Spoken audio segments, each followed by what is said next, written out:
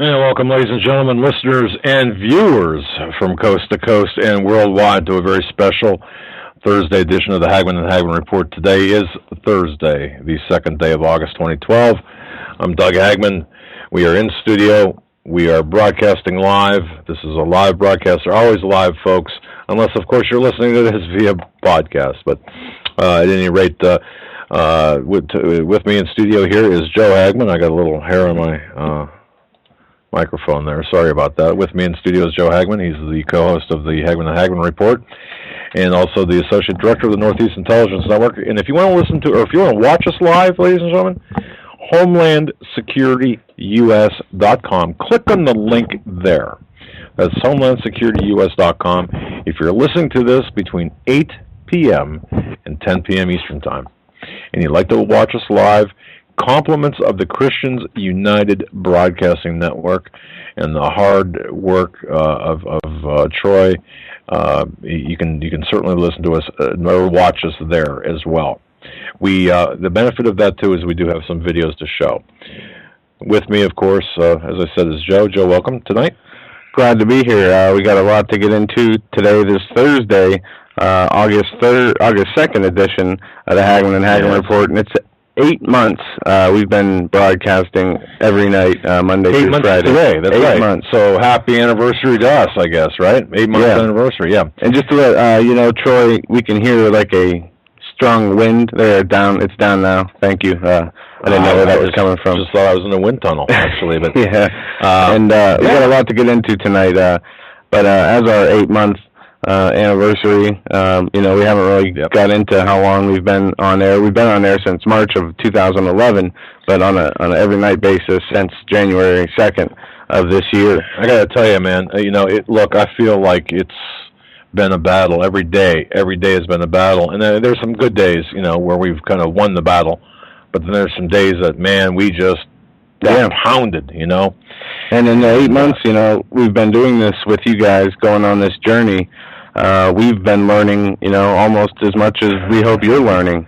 And it is a fellowship in the Lord, in His Word to learn more. That's right. And as we grow, hopefully you continue to grow, and more people will, come to the Lord. And we have a common goal to find a solution in Christ.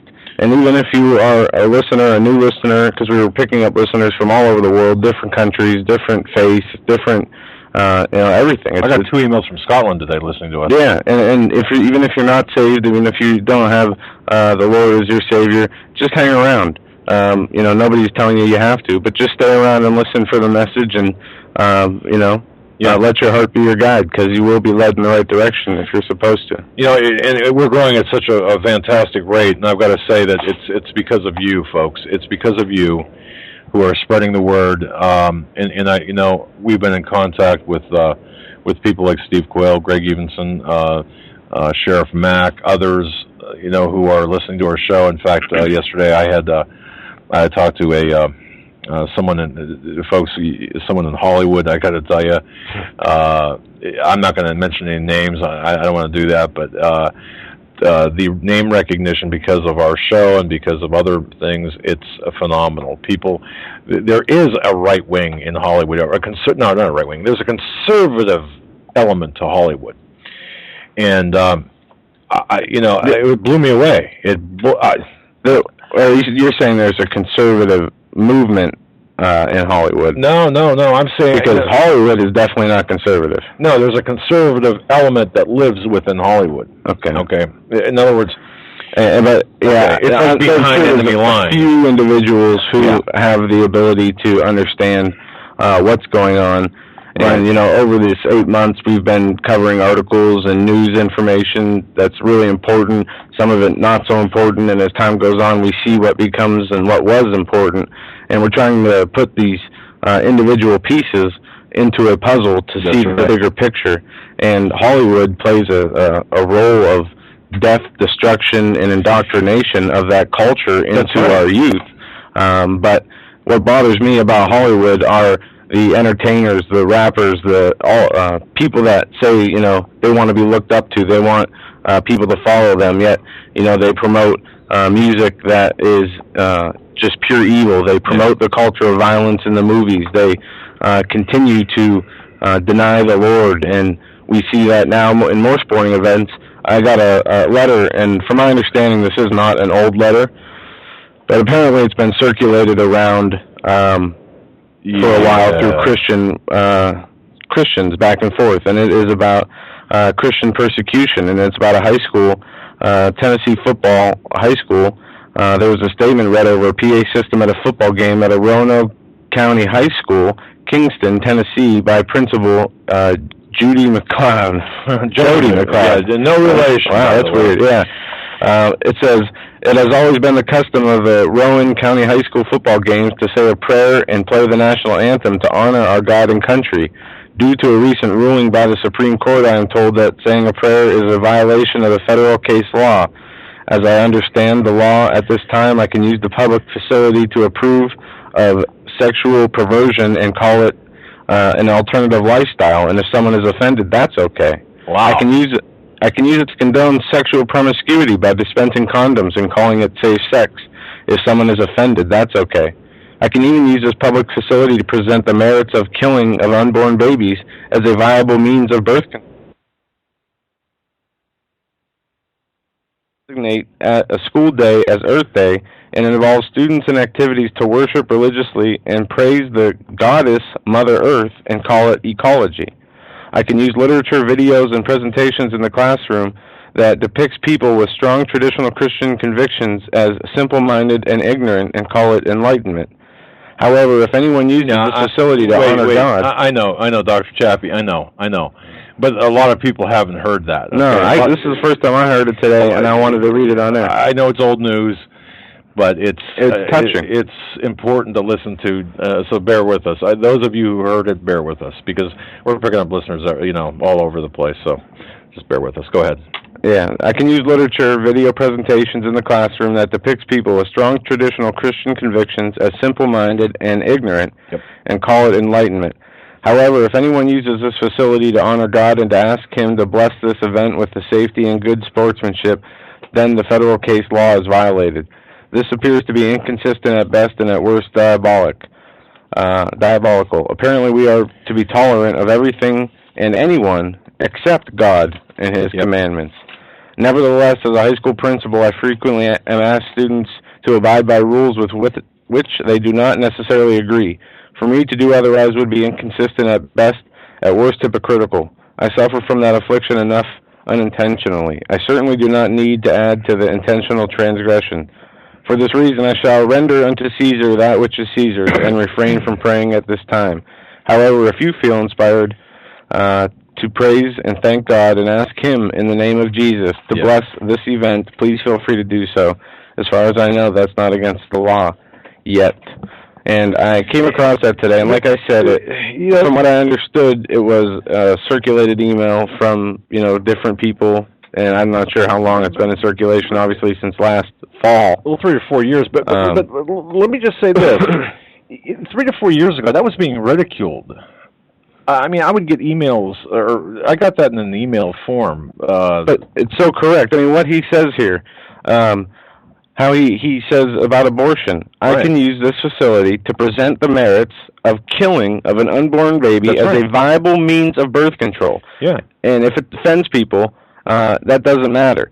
Meaning they can promote, look, you can do anything abortion you want. in school. Yeah. You can promote sexual, instead of abstinence, promote, safe sex, as they call it. Right. Instead of, there's a laundry list of offensive things of course that can be promoted, that are promoted in public schools. Yet if you decide to invoke the name of Jesus, if you decide to ask or share your knowledge, love, and understanding of Jesus with someone else in schools, you will be suspended. You could be threatened. You could be given detention. You could be ridiculed and made fun of. We are in a generation of what it says, I think, in Timothy. We are, the people are full of self, materialistic. That's right. Egotistical, prideful, godless, and the list goes on. We are in that generation, and as we're going to get into the news right now, as the drought in the United States intensifies in most parched areas of the U.S., the spiritual drought in the United States continues to intensify, as the churches are not speaking up, doing their part in guiding their flock to the truth. Same way the water is not being guided to the parts of the country that need it the most, where the rain and the moisture can save the crops that are failing and the coming high food prices that we are going to see due to these droughts. Now, this isn't, look, some of this... And I read this from Joel yesterday. Yeah, you did. But I really believe that some of this drought is an engineered, this weather modification is engineering this drought. Because you would think, okay, look, if we have the ability to modify weather, and people say, look, this weather modification, we've got it. Okay, well, tell me why, we're not cloud seeding or doing whatever we can if we've got the ability to end that drought. Why is there a drought? And it's a simple question. Look, it's a simple question. I don't know to what extent weather modification exists.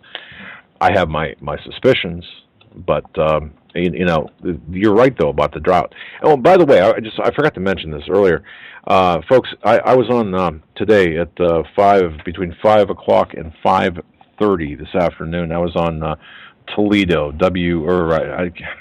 forgive me for not remembering the call numbers. Toronto? Toledo? No, Toledo. Okay. I just don't remember the call numbers for the station. Brian Wilson. And this was the story about the Tennessee lawmaker? Yeah. Okay. But it was interesting. Even more sense. I mean, we talked, it was breaking kind of on air last night when we were on. For those of you who are unfamiliar, the article written on May 7th by my father, the planned revolutionary Obama's takeover of the elections, or something to that effect. The planned revolutionary, search for that, from May 7th, was picked up, and like we just read that email circulated by Christians for years, people put together different emails and circulate them to their friends, and they get recirculated. Well, this Tennessee lawmaker found my father's article from May 7th. He didn't find that. He found a very poorly worded excerpt from the Constitution Party website. Okay, of Florida. Okay. Which that's where that really screwed up the whole thing. But okay. But so what this lawmaker did was forward this email to his constituents, inside the email contained my father's article, which had information from the Department of Homeland Security insider stating that there might be some kind of false flag event on Obama, his family, the country, to usher in a martial law to stop the election or to get the favor of the American people for him for the elections. That's right. Now, he forwarded that information out as vital and like a need to know. You need to read this. Well, he issued a retraction and an apology, and it made big news. And now they are calling it, what would they say, fabricated. The title of the article is Tennessee Lawmaker Retracts Fabricated Email. It made me sound like a lunatic. And yeah, you're right. It was unbelievable what happened. So I called the congressman's office today, and thank you very much. 1370 WSPD, Brian Wilson. Toledo News Talk Radio. That's 1370. Right. And Brian Wilson's the author of the book I've got over in my office, the little black book on Whitewater. And when I talked to his producer today, she said, you may not know Brian Wilson. And I said, wait, that name sounds really familiar. Outside of the broadcasting venues, I said, yeah, and come to find out, he had taken over. He had done sub for Art Bell back in the 90s and early 2000s, and she said, yeah, he also wrote the little black book on Whitewater. I said, I've got that book, and she said, no, there's only like 5 people in the world that have that book. I said, no, I got the book. And so anyway, it was a fabulous conversation off air. But Brian Wilson is a great guy. I got to tell you something. If you want to, you talk about the conservatives, or not the conservatives, but the truth seekers. This is one guy to watch on mainstream media. This is one guy that really deserves the credit. But I didn't mean to interrupt. But this lawmaker stuff. Look, there is. I can't show you the email right now, but I got an email today saying that this plan, or that the reason that this picked up steam is an effort to destroy my reputation, our reputation, take listenership away from this show. And there is a connection between us reporting this. Now, there are two emails I got. One was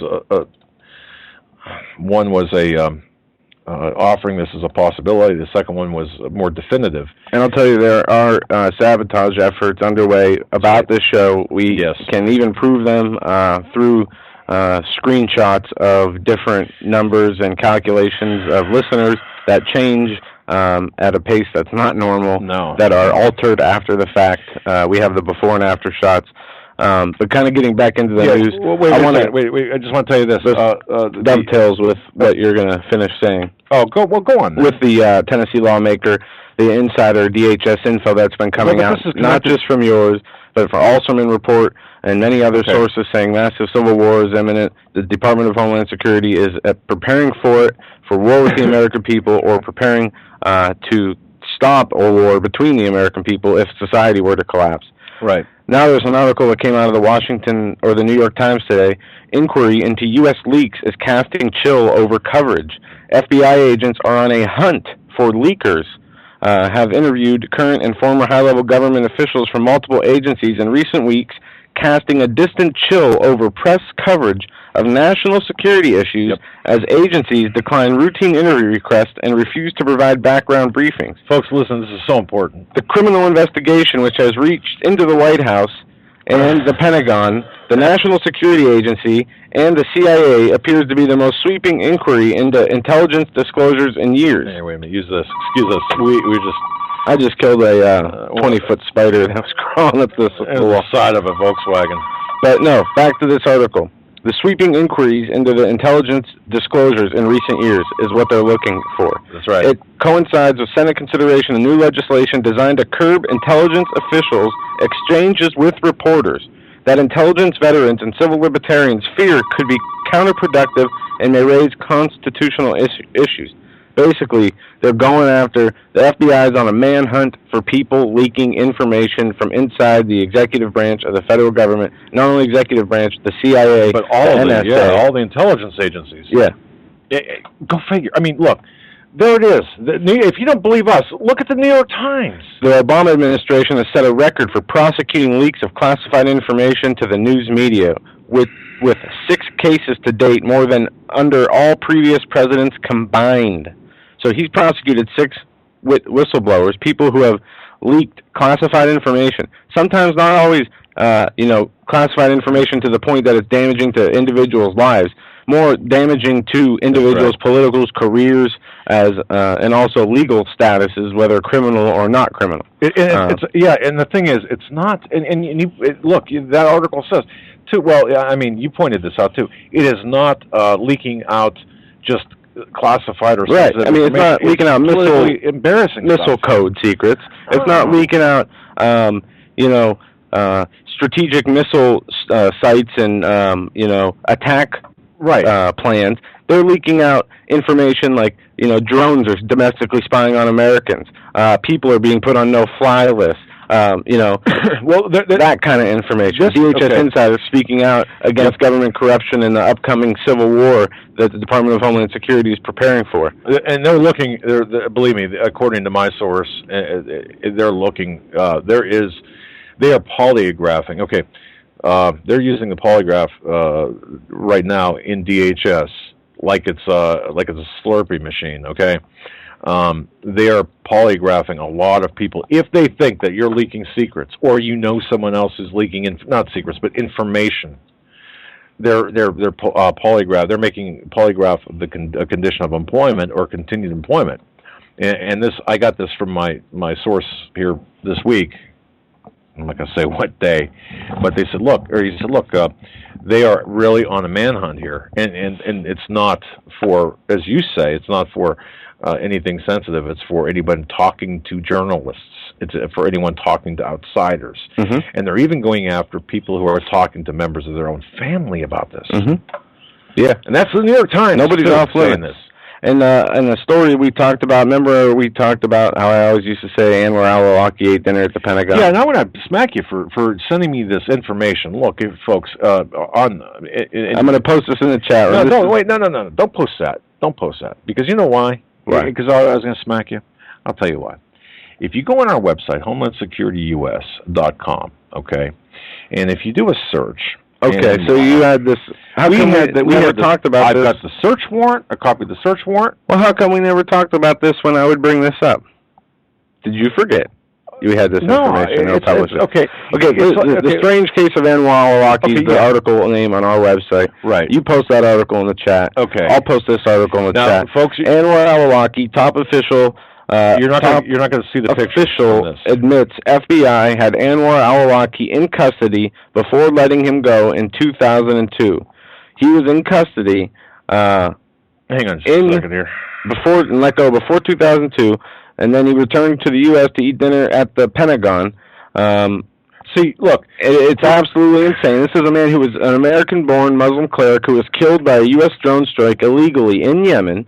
His son was also killed. His 16-year-old son was also killed in the attack, who could be said as an innocent civilian. I don't know anybody that he killed. There was no evidence brought up against this man.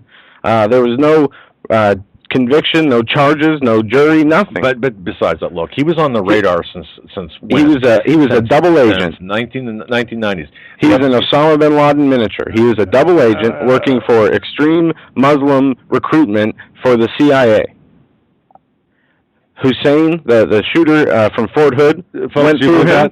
Do you believe that? Hussein, the Husseini guy that shot up Fort Hood, communicated with him? Yes. Him and this Adam Gadon, the grandson of the Southern Poverty Law Center owner, who was the top, American-born terrorist in Al-Qaeda, the top Al-Qaeda American. Right. These people are double agents. They're CIA plants into this fake Al-Qaeda. Okay, I understand. Okay, look, I understand Anwar al-Awlaki dinner at the Pentagon. Okay, I understand that. But do you believe that he was a double agent for the FBI, an actual working for the FBI? Yeah. Or like an operational asset for the FBI? Yeah, I do. I believe he was being paid. You know what? And he was given, let's open the phones. Open the phones at 661-244-9839. That's 661-244-9839. Please, with authority. If we can, weigh in with this Anwar al-Awlaki situation. Give us your take on what you thought he was. Because look at Osama bin Laden, a.k.a. Tim Osman, as dubbed by the CIA under his code name. He was an operational asset for the CIA and the Mujahideen back in 1979 when Afghanistan was being invaded by Russia. Right. They fought off the Russian force. Our U.S. backed them, and they turned into the Taliban and Al-Qaeda, which in turn attacked us. And we're doing the same thing now, and we've done it in Libya, in Egypt. We're doing it in Syria. Yeah, we are funding Al-Qaeda. Obama just signed a secret order with the CIA to put U.S. troops alongside with Al-Qaeda to overthrow pro-Assad government officials and the government itself. Yes, that's very true. Okay. Now, but let's talk about Anwar al-Awlaki, because I have not read the Fox News story because we had, look, let me just tell you about al-Awlaki real quick, okay? This guy received a degree from the Colorado State University, compliments in part to your tax dollars. Yep. Your tax dollars. You paid for it. $60,000 in scholarship money he fraudulently received from the U.S. government, from a U.S. taxpayer funded program. That was his he lied on his application for a U.S. Agency for International Development grant. In 1990, he lied on a Social Security application and college documents, stating that he was an international student born in Yemen. This guy could have been our president.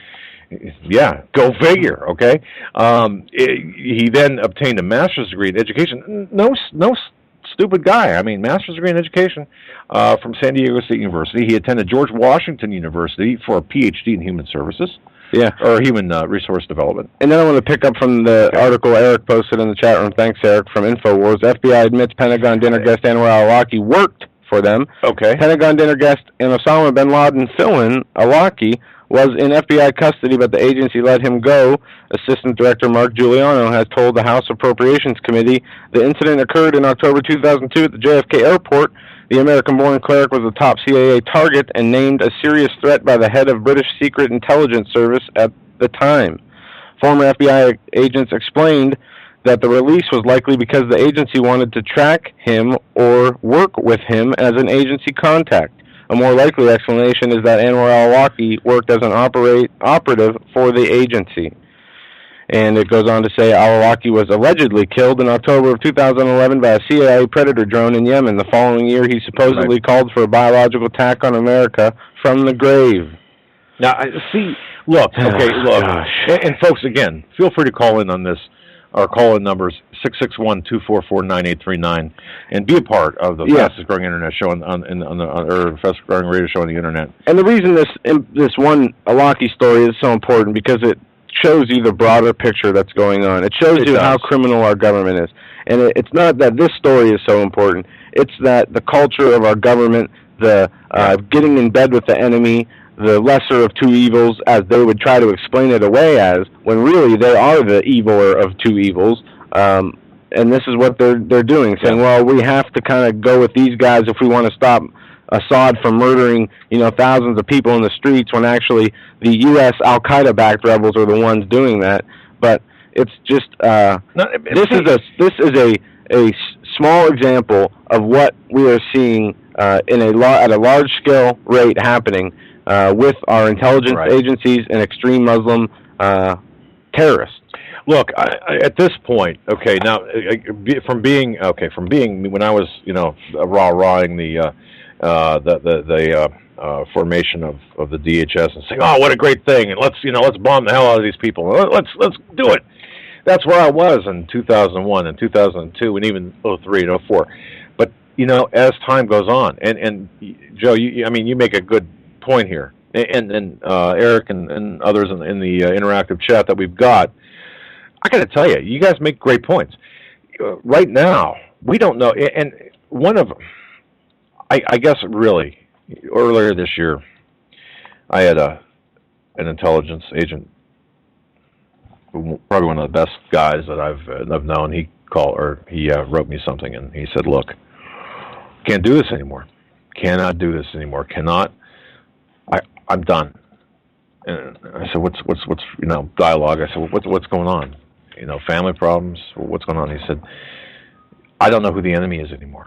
I don't know who the enemy is anymore." I said, "Wait a minute. What do you mean?" And he said, "Look at what we've been finding over." And this is a gentleman that's been with me for 10 years. And he said, "I tell you, everything that I'm seeing right now puts 9/11 on its head.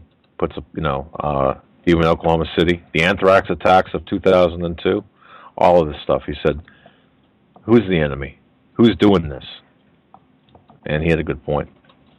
But I mean, to me, that was like, holy cow! And this is a guy I really believe he had a good handle on the Islamic component. But he did say, look, they're using the Muslims, and they are. They're using the Muslims. Yeah. But we have a question in the chat room why the website was named Homeland Security, and as we have new listeners and new people, I'm glad you asked this in the chat room, because it does need to be explained. Because when the site was started by you, it was right after the terrorist attacks in 9/11. Yep. It was doing something to help the country, not knowing what the nefarious purposes of Homeland Security was, and the URL is popular, But it was. And then even after that, 2007, we had to start saying we're not affiliated with any government agency, because it does have Homeland Security wasn't always a bad word, like it is now. It didn't have the bad connotations to it.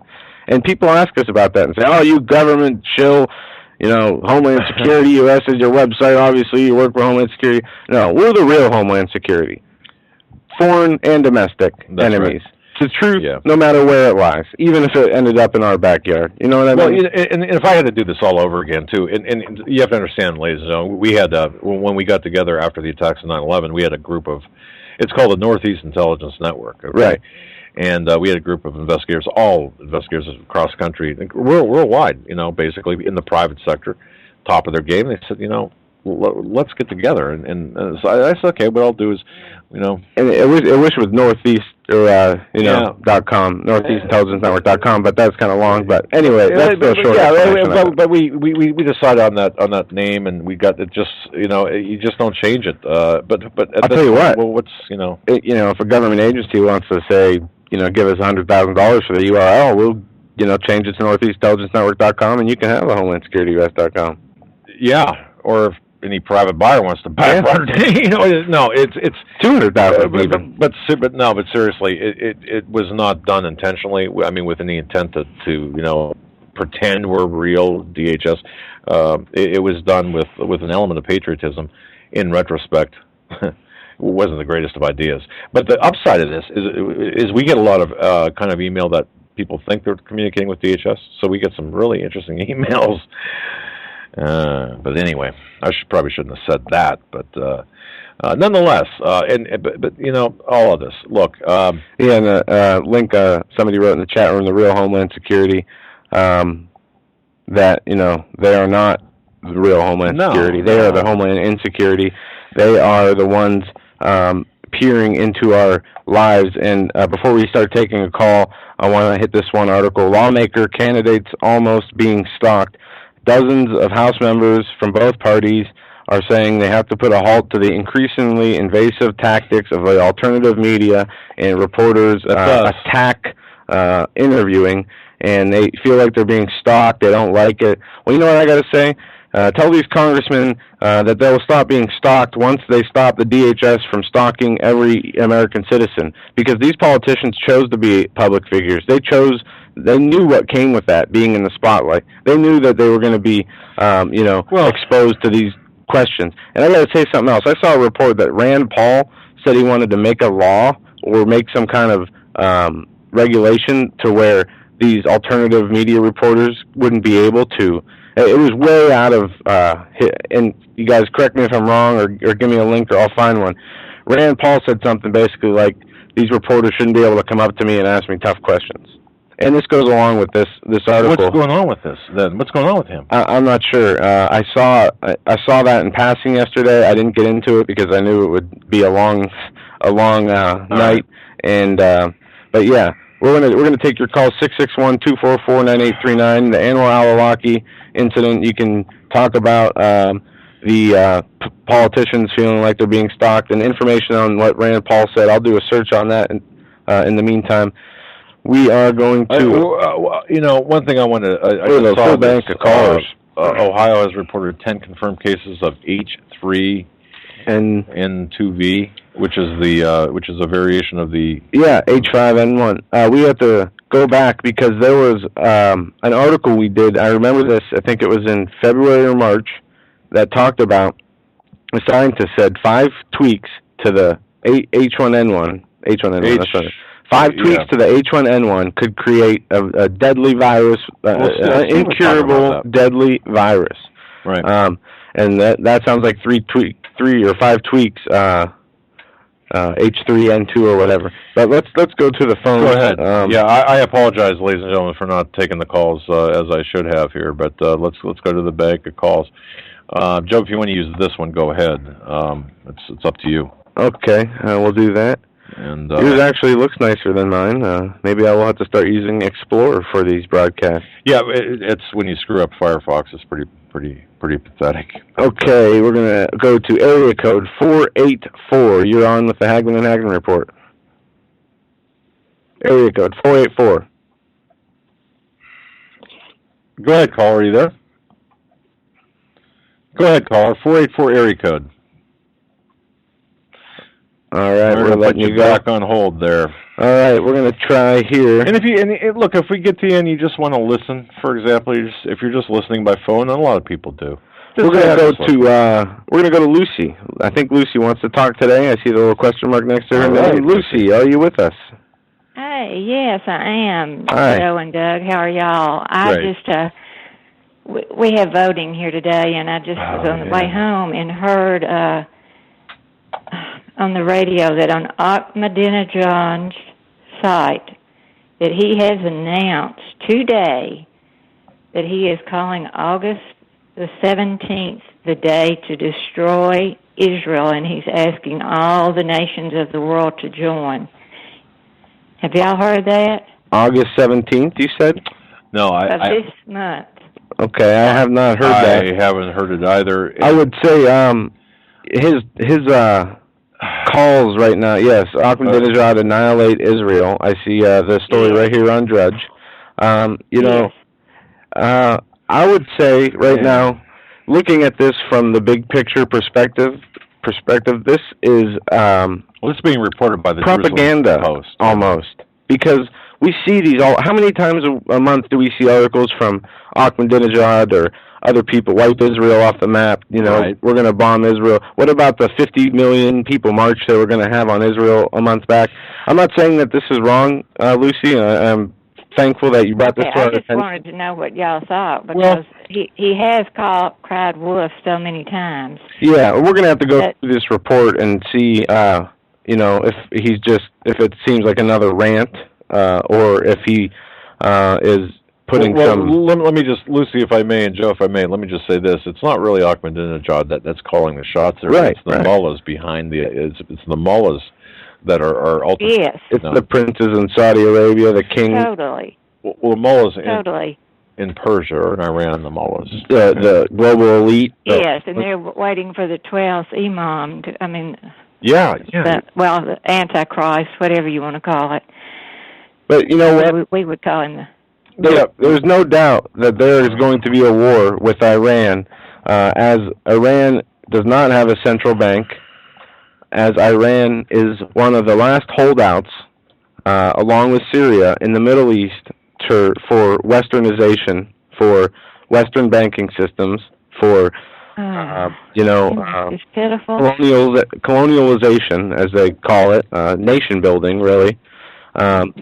And they will, and as the Bible states, along with Syria, will be destroyed. And this is being done by the synagogue of Satan, the rulers of the world, behind the scenes, most of them who call themselves Jewish, but are nothing of the sort. That's right. As it says in the Bible, in Revelations 3:9.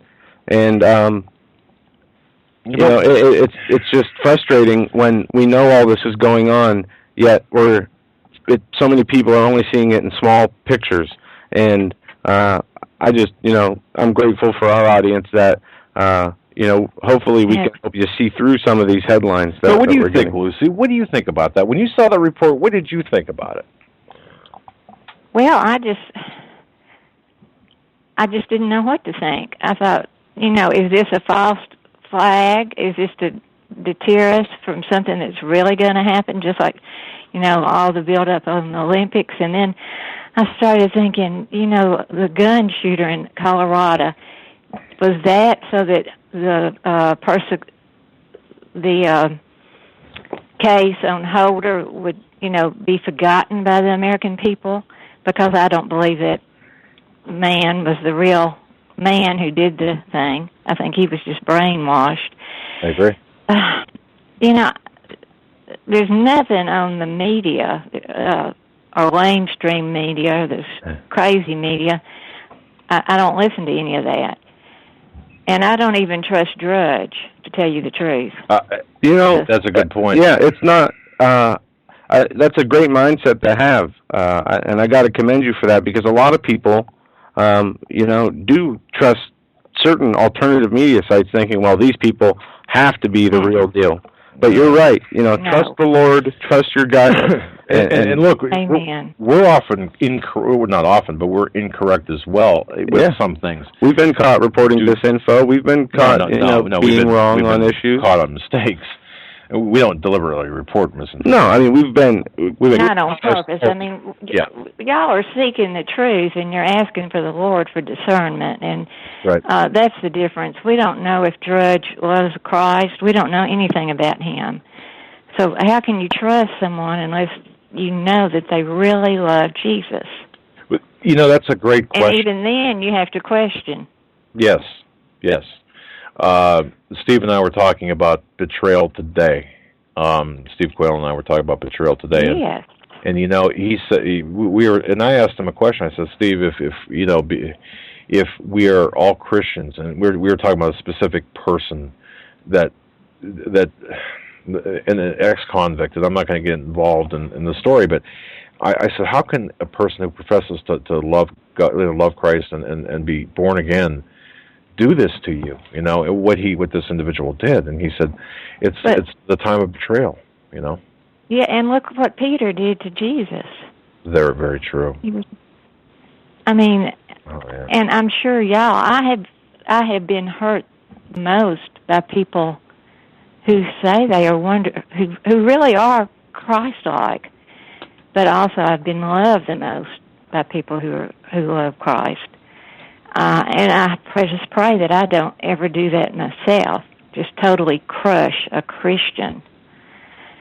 But it's only God's grace if I hadn't. Well, you know, Lucy, sometimes people are wolves in sheep's clothing, and they'll come and oh yes. Yes. And we've actually fell victim, and I can't. It's hard to believe sometimes. Okay, that the nicest people and to me the most Christian people have. Yes. They open but people like Steve Quayle opens his heart up to someone and gets just annihilated by this person. Butchered. Yeah. Why? What's the? Yes. You know. And it's the scoffers, the mockers, the deniers. It's the people filled with the demonic, with the hate, with the evil, not being able to vent their frustration at anything else besides what is good. Yeah. It is coming into fruition, into full force. And we haven't seen the beginnings of how bad it really will be yet. And this is nothing compared to what will happen. This is light, but it is really terrible out here. It is terrible. And we have to, like we talked about the last time I called, put on that armor. Yes. And trust in the Lord and realize that right there, our dearest friend in Christ could turn on us any second. And we just got to stay close to Jesus. And I'm just so thankful for you two men. I just can't tell you. We just praise the Lord. Well, thank you, Lucy. And I'll tell you what, we just hope we don't let you down ever, because it certainly would not be because we're vicious. It would be because we made a mistake or something happened, whatever. But it's our goal to be here to help, to provide news, provide our analysis on it. And y'all are doing great, and I love the new website. I love it. Are you watching on the video? Well, not now because I'm just walking in the door, but I went on it today, and I thought, wow. Which website are you referring to, ma'am? The new. Well, I logged in and put it on my computer. It doesn't end in Homeland Security. TK? It's the Christians United. Yes. Now that's just for the show. That's just for the show. Yeah. Okay. That's just for the video for the show, and it provides you with a venue to chat and what have you. Yes. And we can thank Troy from Christians United Broadcasting Network for that. Thanks, Troy. You're a great guy. Absolutely. I mean, this man is putting so much work into helping spread the message. He's not asking for anything in return. And, it's very, very selfless and honorable. And hence the word united. Yeah. Because we're united in Christ. But yes, united in Christ as we march on. We have to. I'll tell you, we have to. As much as we want to quit sometimes, we have to. But Yes. Thank you, Lucy, for that. All right, man. Thank you. God bless you, and have a great night. Thanks, Lucy. Yeah, the Iranian situation is something we have to watch. I know Ahmadinejad's been, saying stuff before, but we're going to go to another call, area code 702. Then we're going to go to Phil Paul, I'm sorry, right after that. So first off, area code 702. You're on live with the Hagmann and Hagmann Report. How y'all doing today? Good. How are you? Pretty good. See, I'm real excited. I called before, and I'm real excited every time you have Steve Quayle on. I was wondering if you was going to have him on again, and if you had any response about that Daniel's timeline. Okay, now we had him on, the day before yesterday. You know that, right? Right. Okay. Yeah, that was pretty good. But okay. But I feel like you didn't really get to say a lot because he was sharing it with Mr. Evison. Yeah. Yeah, but 4 people on the show, it's kind of hard to get a lot out of there. But he's going to come on again. We talked to him today. Yeah, he'll call us up and say, when he's ready, when he feels the urge from the Lord, he'll call us up and says, the Lord's telling me it's time to do a show, and we can't predict those times, but we know he'll be doing them. And I think it's going to be a pretty much weekly occurrence, though. He has cut out all radio appearances, I think, with the exception of maybe Coast to Coast once in a while, and then our show on a regular basis. So that's it. Yep. Have any of you all been able to check out that site? And because I'm really curious, what everybody's opinion on that is. To me, it seems like it's dead on, but I'm not that sharp as maybe you guys are, and Mr. Quayle. Well, I don't know if Steve has checked it out. I've looked at this site before. Right. And we got, I don't know, maybe 14 minutes before the break, we got a full bank of callers. I think we're going to have to, maybe do a whole segment on the book of Daniel. And this leads us into another area I wanted to get into is maybe once a week doing, part of a show, an hour of a show on a particular book in the Bible. Going through, brainstorming, talking about the scriptures and getting into it. But that aside, but even as it relates to current events, and I think that Daniel's timeline is. In Daniel's timeline, what, Colin, what about this? The timeline are you referring to? Because I know there's a 1260 days. It talks about the time of the end of the world. It gets into the Egypt and Libya being overthrown and. There's so much in the book of Daniel. But on this website, what in particular strikes you as being important that we should look at, or that people should look at on Daniel's timeline? Well, on the website, which also has a video, the guy's talking about how we're actually already in the tribulation, and he explains it how that there's 7,000 years, and how in 2000. I believe it's 2016 or 17. He said is when we're going to be in a 1,000-year reign with Christ, and right. That's when but we're like already we're right in the tribulation. And he's saying that it's all going to be over, according to his calculations, in 2016. But and he goes into detail saying it's that no man knows the day or the hour is not exactly what they meant. They meant that during some times of the calendar, you don't know what day or hour it is because the way the moon's not showing. I see. Okay. And I've never heard that interpretation before, but definitely I would agree that no man knows the day nor the hour, not even the Son, it says. Only the Father knows. But as far as discerning the seasons and the time of the end, the time of the tribulation, that is something we'll have to get more into because people do think we are in the tribulation. Yeah. For one, I don't. I don't think it's bad enough yet. I don't think, and I know the first part of the tribulation isn't terrible. Or I could be wrong, the first part of the tribulation is terrible and it's cut short because of that. But there is a period of peace in there, or perceived peace. But as far as, no man knows the day or the hour, I say we are to look for the signs that the Lord said he will show us, the signs in the heaven, in the sky, in the sun, the signs on the earth, which have been occurring, the earthquakes, the animal deaths, the natural disasters. Right. We need to stay in prayer and really discuss the timelines with the Lord, because all we can do is speculate. We don't have the Lord's whole blueprint in front of us. We have what he has given us in the Bible and in our spirits.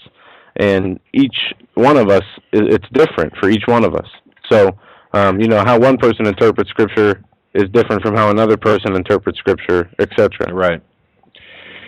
So, how would you guys recommend on what a person should do? Because, like Mr. Quayle was saying, that they're going to come after everybody, and you don't want to be where they know you're going to be. But where do you go, especially if you got like a storehouse of food and you try to get the silver and all that? Well, yeah, and I talked to Steve about that. I said, that in fact, again after the program, I said, you had mentioned this. You don't want to be where they're coming after you. I said, I asked him, I said, Steve, do you really, did you mean to say that in that fashion? He said, well, there's a couple of schools of thought.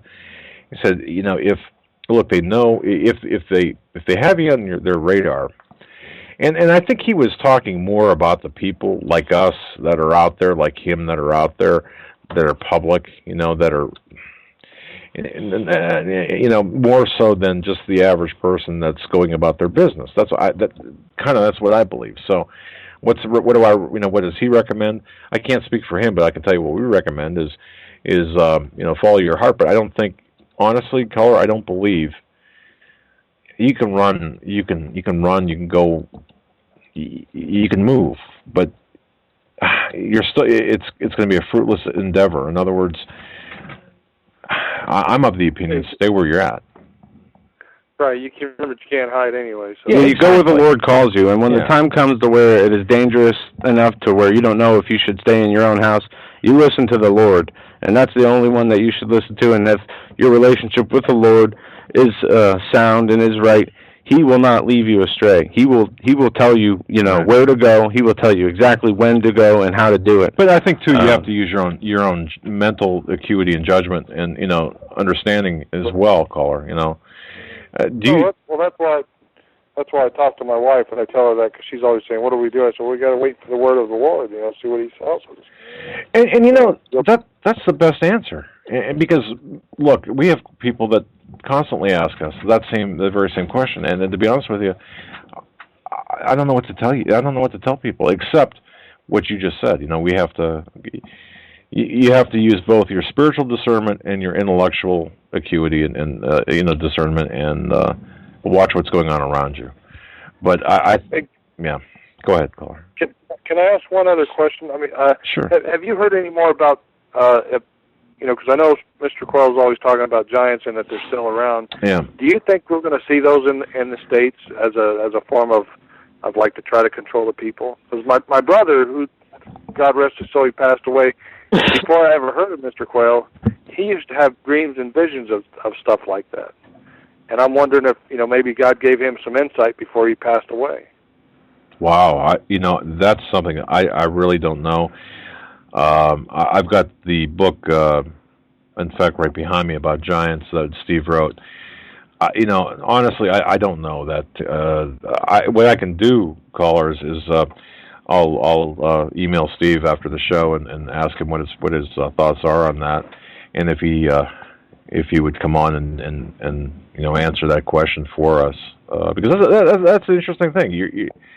I don't know. I don't know, but I will ask him. Is that okay? Yeah, because that's great. All right. I will do that. All right, caller. Thank you. Is there anything else? Okay. No, that's it.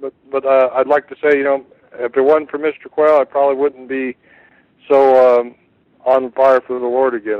For a while I was really down, and then, like I said, after my brother passed away, and I listened to Mr. Quayle, and it reminded me of what my brother used to tell me, and I was like, wow, it must be, from God to really get back onto it.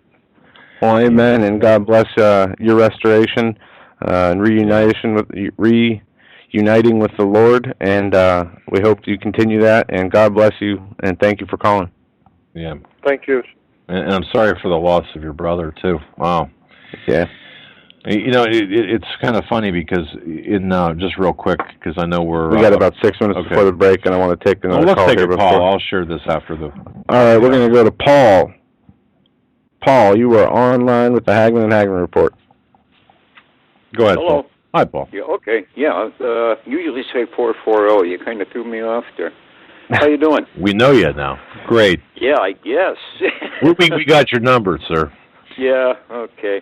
Basically, I wanted to say hi. I've been trying to get a hold of you now for a week, believe it or not, You mean... But you guys, you've been busy, and, I haven't been able to get through, and so not a problem, but basically what I wanted to... Yeah, that's okay. I'm a good listener, as long as I can keep my eyes open, But if we put you to sleep, we're sorry. No, it's not about... I could say that, I guess, just for the hell of it, but anyway, I wanted to comment on last Friday's show with the guy you had on from Realist News. Monday. Monday. And, was that Monday? Yeah, it was Monday. It's been that long. I thought it was Friday. Yeah, it was. It was Monday. Now, don't confuse us, Paul. Because we had Mr. Quayle on the next day after that. Right. That was Monday that we had him on. All right. Okay. All right. All right. You know, I'm getting old. Yeah, us too. Or me too. But, so. yeah. Anyhow, he was spot on. Now, there's very few people that I have listened to that have talked with with subjects that I am familiar with myself. And I kind of tuned in a little bit late to begin with, and I missed his opener, and I never did get a chance to get back and listen to the rebroadcast on that. But I didn't miss him by much, and I sat here, and I'll tell you, it was like he was. It's like he was reading a book out of my head, because I know these things, and I kind of felt that last question that you'd asked him, like, it's more or less like, well, wrap this up, I forgot exactly what you said, Doug, but you asked him, well, how does this all conclude, and I kind of think, and I don't know for sure, but I kind of think he sidestepped that one a little bit, because the correct answer, the bottom line, what are they after? What is their goal? What is their, is kind of surreal. And it's I'll give it to the best of my knowledge, and what it amounts to, it doesn't have to do with money. Money is paper. They're the ones that make the money. They print it. Money to them is it's irrelevant. It's like dust. Mm-hmm. Right. They refer to it as fiat. It's worthless. Yeah. The other thing is wealth. Now, they're not really concerned about, well, no, they are, because they hold, let's say, I wouldn't give it a percentage, but I'd say it's well up there, Yes, the wealth that they own far outweighs anything that we have as individuals in home and property and, what we consider wealth. To them, wealth is wealth. Right. They've already got it, though. They've made it. They're there. What they're after, basically speaking, is our souls. This is the goal. Mm-hmm. When you can strip somebody of everything they have, as far as, all right, you take their money and you take their wealth, which our wealth is, it's real property. It's our homes. It's our businesses. It's our livelihood. Yeah, you hit it. You hit right on the money. They are in the business of harvesting our souls, and that is the most important statement of the night, I think. Thank you. But that is the goal right there, and it's actually global slavery. And when you connect all the dots on this, you look at Agenda 21, and you look at everything that's happening, and you ask yourself, even down to people that, let's say somebody's got a few acres of property and their local city just goes ahead and takes it, and it's happened already up here in Medina, Ohio, one case I know of anyway. And at any rate, when you look at the extent with which they're doing this, and it's almost like they're nitpicking, and you ask yourself why. And the only conclusion, when you look at the whole scope of things, Rothschild once made a statement: give me control of a nation's wealth and let me print their money, and I care not who runs it politically. He doesn't, this is a broad statement he made over 200 years ago, and it still holds today. See, all of this stuff is extremely pertinent. Now, if I may, I'll try to shoot this one really quick here and hope I can make sense out of it. Yeah, because we got about a minute and a half here, caller. Sorry about that. Okay, all right. The protocols of the Learned Elders of Zion, which we already talked about, is a farce. It was done on purpose to try to throw light off of the protocols of the synagogue of Satan, which are real. Now, when you read that set of protocols, and you've got the original language on there, it is almost like reading today's playbook. Right. And they're following this. They're following it methodically, And this is the real power behind the scenes. This is what that fellow was talking about. But he knows exactly. I mean, he did not miss a word, I swear. And I was sitting here in disbelief. And I wanted to call so bad, but it was so close to the end of the show, I knew I wouldn't get through, The other thing was on Vern. I'll make this real fast. Vern made a comment about the inavailability of Agenda 21 material. Oh, Go to my website. You can download all this stuff. Now, I've got a whole new section on the server that I added, which is dedicated to books. Okay, what's your website, caller? And I know this. Okay, yeah, I'd rather do it that way because every time I mention it, I end up with a couple of days worth of flack. Doug knows what it is. You can mention it from time to time, but I don't want to push it out there too much. But there's a whole section on books. It's called. We just go right below where my picture is, and it says private collection, and you click on that. And that'll take you to the new server. And it's actually, I got everything dumped in there. It's all raw file. There's nothing fancy. Yeah, I've been there. And I'll tell you what, it's all good material. We gotta get cut to a break. Okay, yeah, go ahead. Hey, good talking to you. Nice talking to you as well. Ladies and gentlemen. Thanks, Paul. You got to read some of my emails I sent you. I have, by the way. But okay. Ladies and gentlemen, we'll be right back after these short messages. You're listening to the Hagmann and Hagmann Report. Stay with us.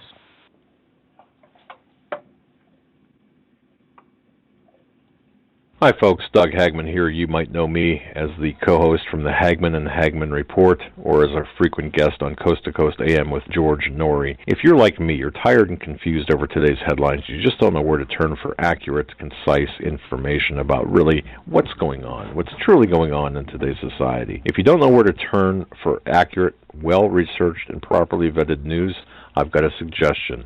In fact, it's a requirement. Bookmark Canada Free Press. That's CanadaFreePress.com on the Internet.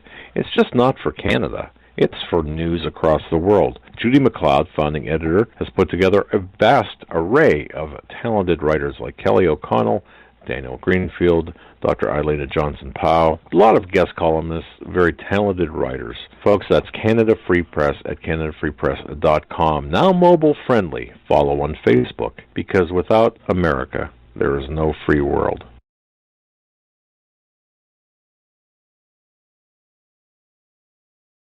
Survival of the fittest. In any and all situations, survival is your number one priority. That requires being tough and thinking smart. And the folks at Freeze Dry Guy are going to help you do just that. They have the long-range patrol ration entrees, what they call the Brick Pack. When you're in survival mode, it is absolutely the best item for your survival pack or bug-out bag. You can go farther, faster, and carry more food with the LRP cold weather ration entrees. Not only do these long-lasting, durable entrees help sustain you or your family through the harshest environment or situation, they are by far the most delicious of their kind. No contest. With a variety of tasty entrees, you can't beat the LRP Brick Packs. Let Freeze Dry Guy help you in your survival situations. Go to freezedryguy.com. That's freezedryguy.com. Or call 866-404-3663. That's 866-404-FOOD.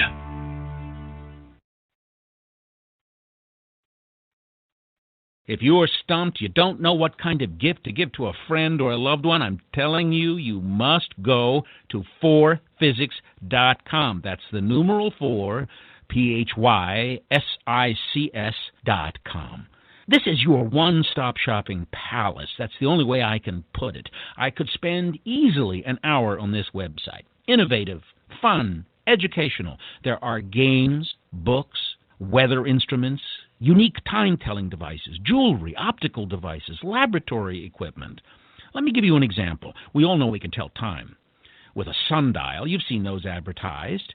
Did you know that you could tell time by the stars? At 4physics.com, You can buy a horologium nocturnum. This was a navigational device used in the 15th century by navigators at night to tell time by the stars. It's beautifully crafted in the shape of a pendant made of bronze and pewter or gold and silver. Absolutely a stunning gift. I would be proud to give it to anyone. You must go to 4physics.com. Even if you're not stumped, that's 4physics. That's the numeral 4, PHYSICS.com. It's your one-stop shopping palace. Any problems that you have, I don't know what to get Grandpa, I don't know what to get my loved one, that's unique, you will find it at 4physics.com. Please take my word for it.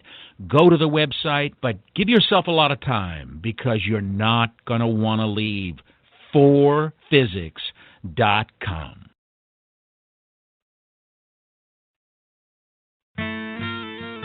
You better wake up fast and listen to this, America. The Obama campaign has launched attack squads disguised as truth teams dedicated to intimidating and silencing all political dissent carried over the internet that criticizes the Marxist Obama.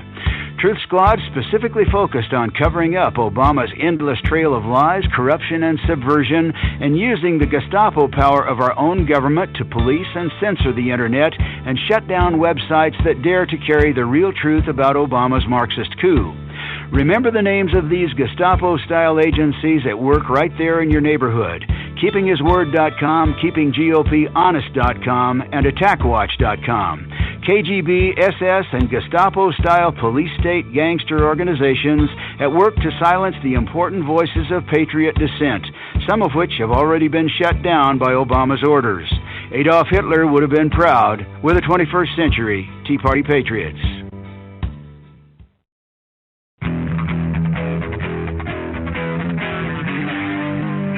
Doug Hagmann.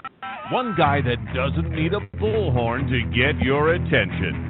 You want answers! I want the truth! You can't handle the truth!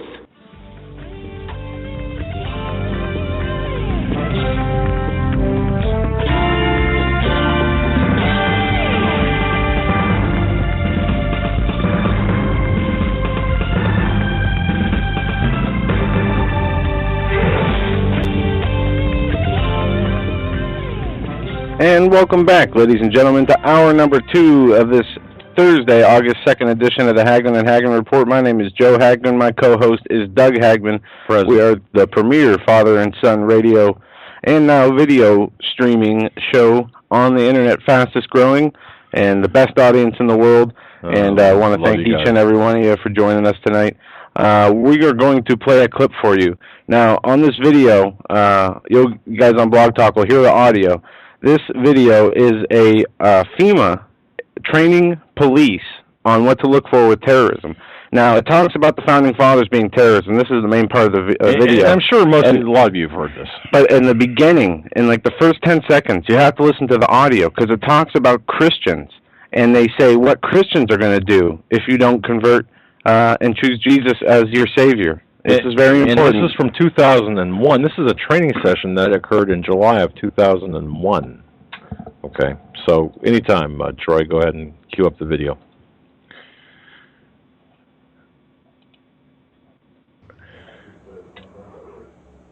You're damn right, because think about the Christians, okay? Do you accept Jesus Christ as your Lord and Savior? No. What did they do? They took your head off. They beheaded you if you didn't accept Jesus Christ as your Lord and Savior. See, this is reality. Yeah, they're terrorists, but the bottom line is to them, they are not. Now, why is that important to understand? Because they are as committed to their cause and to their way of life as you are yours. And they see you as being wrong. That's very different. When people are passionate about what they believe in, they become a very difficult enemy to be. Who was the first terrorist organization in the United States? Who? Founding Fathers. Founding Fathers. You mean Thomas Jefferson? Oh, yes. You mean George Washington? Oh, yes. Paul Revere? Yes. These guys right here, let me ask you something. Did they try to scare people? Oh, yes. They tried to intimidate the British. Did they use acts of violence? Your founding fathers, my founding fathers, were involved in acts of terrorism against British officials because they systematically had British officials assassinated. The guys who we call our founding fathers, George Washington, Mr. Honest, who cut down a cherry tree and admitted it, is the same guy who signed death orders, if you will, on members of the British government, the British Crown, who they wanted to eliminate because politically they had influence in certain pockets of the United States, at that time the 13 colonies, and they wanted to divide and conquer. They get a whole lot of civilians, and hey, I'm going to be honest with you, okay? If they killed 10,000 civilians tomorrow with a biological agent, that's too bad for them. And there you have it. Our founding fathers are terrorists. The first terrorist organization being George Washington and his gang of Al-Qaeda thugs overthrowing British royalty. I mean, what a ridiculous statement to make. I know the video's old. I know many of you have seen it and heard it many times. It was in one of the Alex Jones films, I think Road to Tyranny. I think that's where it broke. It was in one of the documentaries. But to think, I mean, this was from July 21st of 2001. They were teaching police that the founding fathers were terrorists. They were teaching that the Christians, if you did not convert to Jesus Christ, that they will behead you, saying that this is real. They're serious about this. I mean, this is the government teaching the police that Christians will behead you if you do not accept Jesus as your Lord and Savior, and that the first terrorists were the founding fathers. How twisted is that?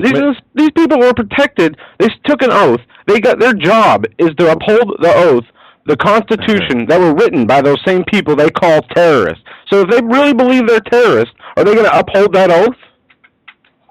As many times as I watched that video, I did not hear that first part about the Christians and beheading others. And I got to tell you, that took me by surprise when I heard it today. So that's why we wanted you to pay attention to the first. And it might have been hard to hear because that was like a second or third generation copy. But wow, folks, I'll tell you what, it's real. This is real. And it's my understanding from my intelligence source that they are talking now about Christians being the enemy. Okay? Yeah. Not about, now this is important too. According to the information I've gotten again, or most recently, they're talking about the Department of Homeland Security are talking about the pro-lifers. Yeah, and I had the reports. I mean, from 2009. Well, pro-lifers, constitutionalists, patriots, people who are irreverent of individual liberty, people who are afraid of federal centralized power. But where my source was taking this was now I had and I'll tell you this. I had a conversation with my source this week from the DHS insider, we'll call him, who said that right now what they're looking at, they're looking at a couple of things. They're looking at the conventions coming up. That's their most immediate focus, is the conventions. Do you realize that the Department of Homeland Security, for the first time, is going to take over the security of the RNC and the DNC? The conventions, the first time. They're going to supplant the police and take over the security. It used to be local, state police, and then, if necessary, the National Guard of the state. Not this time. It's the Department of Homeland Security and the story. And if they need to, they'll bring in the military. Mm-hmm. Okay, that's the talk. The second thing, by the way, is the assault on Christians, or the war on Christians. If you don't think that this Chick-fil-A incident hasn't been talked about at the highest levels of DHS, it has. Did you hear what it's on the front of Drudge now. The gay community they held a kiss-in, going to the Chick-fil-A's today to kiss while in the restaurant. It's out of control. These people, and when I say these people, I mean these homosexual activists, want to be treated as regulars, wanted to be treated like everybody else, right? This is their goal. They want the same rights. They want equality, but they want to be completely different. I mean, they say, do not, throw your ideology down our throats and make us accept your beliefs. But we're going to do it. Yeah, exactly. They're hypocrites. It's disgusting. I don't hate gay people. I hate the sin. I wish they were not gay. I wish they would turn to the Lord and find that, it's stated he is against that. It is a personal sin. It's an issue people have. We are sinners in our own ways. All of us are. We're all sinners. But we need to be repentant for those sins, and we need to work to change those. Yes. And to see the displays. I mean, you can get arrested for passing out Christian literature at a gay pride parade, but these gay people who want to wear rainbow, wigs and are going to go into places of business and, disrupt the business by holding gay kiss-ins. I mean, that's reprehensible. To even think that if I was a manager at one of these Chick-fil-A's and people started doing this in the restaurant, I would either make them order food or I'd kick them out and call the police if they didn't leave. I'd make them order food look, first. Even heterosexual, look, a public display of affection in a restaurant is inappropriate to the extent that they're talking about. So, I mean, you've got a disorderly conduct issue there. The intolerance of those pushing the tolerance issue is just, it's incredible. The hypocrisy, as you mentioned, is just incredible. Yeah, it's disgusting. They want, like you said, the equality, but they're the hypocrites. They expect everybody else to accept their way of living. And let me tell you, I like how Steve Quayle says it, and I'm sure he got it, from somebody else before him. It was Adam and Eve, not Adam and Steve. And people need to understand that even aside from the sin of homosexuality, what does it do to help humanity? Can two men or two women being together make a human? Does that coincide with nature, even if you don't believe in God? Well, sex is it's against nature. It's against God, even if you don't believe in God. Most people turn to their own spiritual or natural laws. What God are you worshiping? And there are gays who are Christians out there, which I understand that, and I. Yeah, but I don't. I'd rather see that than those that are not out there, because maybe those people who are homosexuals who feel they have a connection to the Lord have that connection for a reason, to be used at a time when it is needed, where they will break away from their sinful nature, before it's too late to help, the Christians. Okay. Maybe that's why they're there. But that confuses me. Another thing that confuses me: why do they want to be married?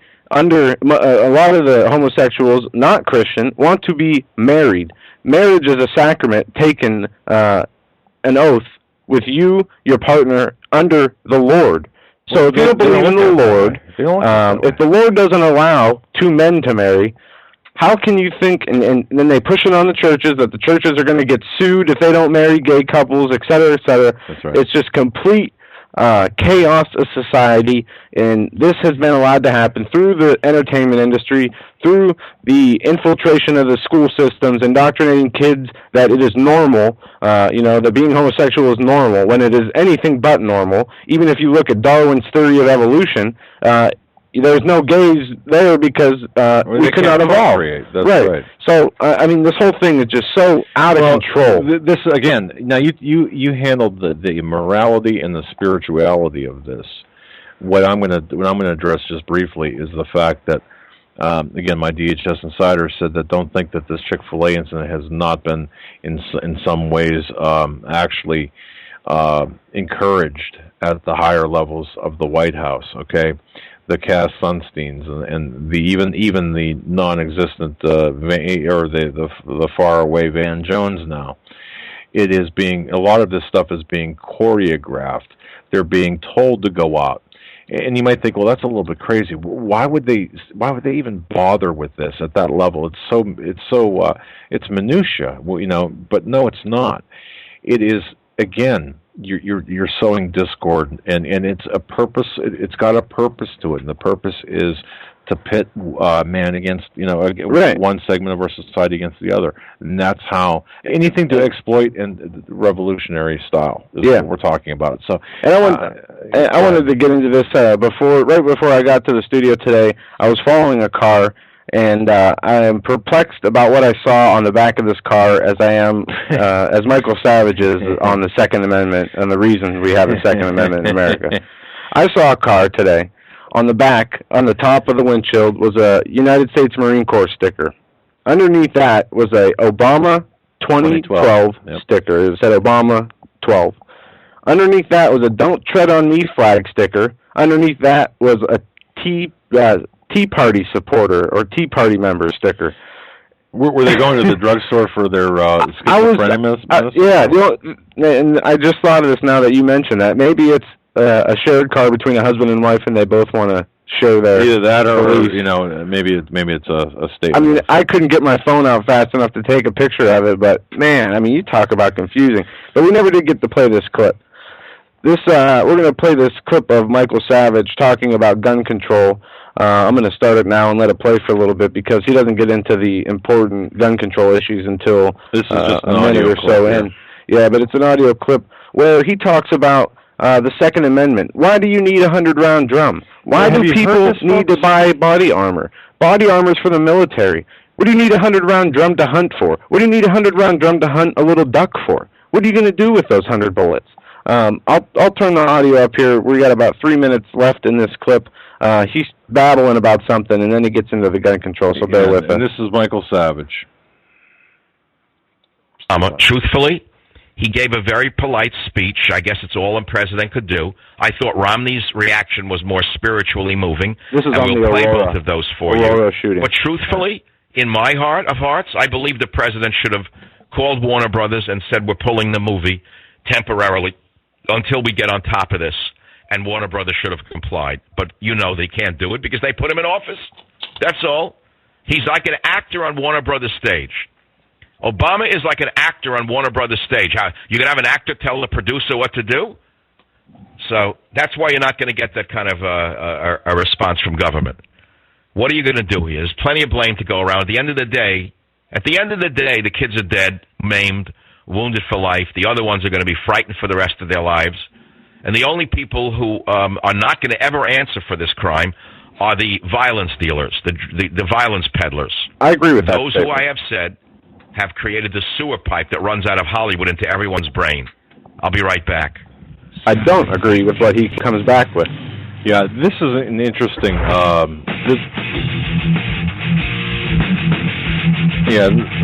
he comes back. Okay, the gunman was very heavily armed. I am a gun owner.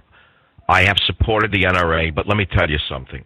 Whether you like me after this or not, I really don't care. Common sense would dictate that there should not be drum magazines for sale to the public. No, it's common sense. Period. End of story. Why was this idiot allowed to go buy a drum magazine for a .223 rifle, an AR-15 convert? I don't know what the AR-15 was. I once owned an AR-15, but they became illegal in California with a certain stock. I got rid of it. Oh. I own a Ruger Mini 14, which shoots a .223. They're wonderful weapons, but I don't have a drum magazine. What do I need a drum magazine for? Where in the world is it written that an average citizen should be able to buy a drum magazine that holds 100 rounds of ammunition? That is a military drum. It's for military use only. Now, I know many of you say, in case the government, we're going to fight the government. Please, I don't want to hear that anymore. Yeah, no common sense, I guess. I want to talk about rationality here. Why not? Why was this jerk allowed to go buy a drum magazine for a .223? Can anyone justify that? That's a valid question, though. Take me on this. I don't care what you write on your blogs about me after this. It makes no difference. I'm used to being misunderstood or attacked by everybody, so it doesn't matter to me. I may as well just speak my mind as I do every day. Yeah, I mean, the corn is real high right now in my life. The corn is real high. And so at this point near harvest, I don't give a damn what you think about me. I am telling you that man had no right, and the country has no right, rather, to permit any single individual, not a member of police force, to buy a drum magazine. What in the world is this all about? That's what I have to say. Well, there you have it. Sadly, what you have to say in your theory of, don't give me that, let's talk rationale. Your rationale is off, Michael Savage, because exactly what you mentioned and discredited as a garbage excuse for having the 100-round drum magazine is the exact reason we need it, to protect against tyrannical governments, that when they become destructive through their means, that we have not only the right but the duty to overthrow them. And I'm not saying by violent means. No. I'm saying that if they come to take our land, to take our property, to take our families, to kill us, we have the right to defend and protect ourselves. Hold on a second. We are allowed to play have the devil's advocate here, then. Okay. Technically, we should be allowed to buy tanks, helicopters, drones. That's where I was going. Yes, we should be allowed to buy all and any military. I mean, they created the nuclear, capabilities. So we probably should not take on a shed or what? Obviously, that's a question that doesn't need to be answered. I'll just say no. Nuclear power should just be harnessed for the ability to make electricity, not to make bombs that can destroy the whole Earth. In my opinion, yeah, I do agree with that. But as far as having, the founding fathers, when they were around, there wasn't all these different, calibers and differentials between weaponry. I mean, they had different kind of muskets and swords, but it wasn't a handgun versus a tank and full body armor.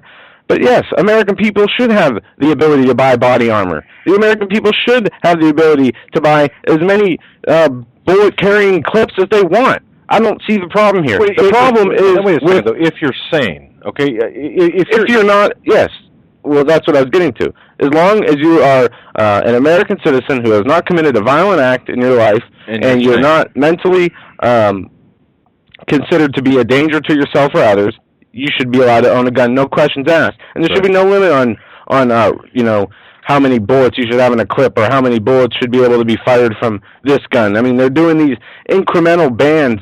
We're going to ban the assault rifle. We're going to ban the semi-automatic. Now we should only own a single musket ball bolt, rifle. Back when they were the founding fathers, what they had. I mean, that's ridiculous.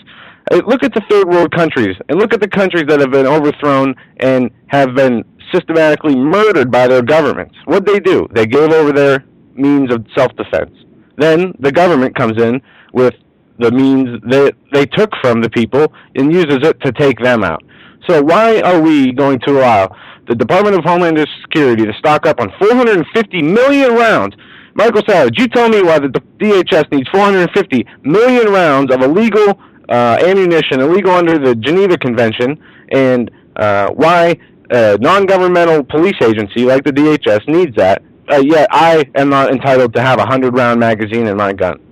Well, they are a governmental police agency, but that's all right. No, they're not. Well, technically you could say that, but technically you can say Obama runs the country. Technically you could say, the economy's fine.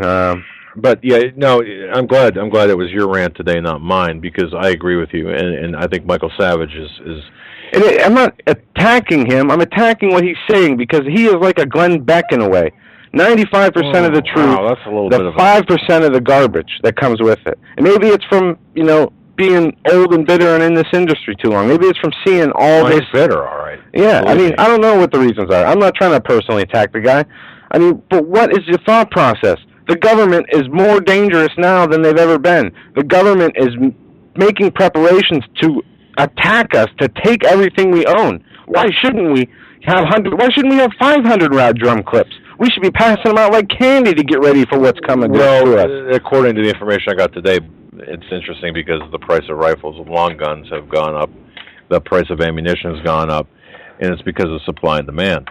And isn't it interesting that again, you're seeing an increase in the price of weapons, and that's okay. I mean, if we have to have an increase, as long as they're still available. But I don't mind paying a little bit of extra money. But see, that's because more people are buying them. Yeah. Okay. Yeah. And the demand's there, and so what does that tell you? There's this undercurrent in this country that people know. People can feel it in here.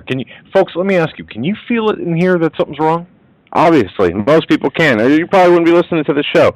And I think everybody should have a gun. Everybody should own a gun. And hopefully, you never have to use it. But there's a good saying.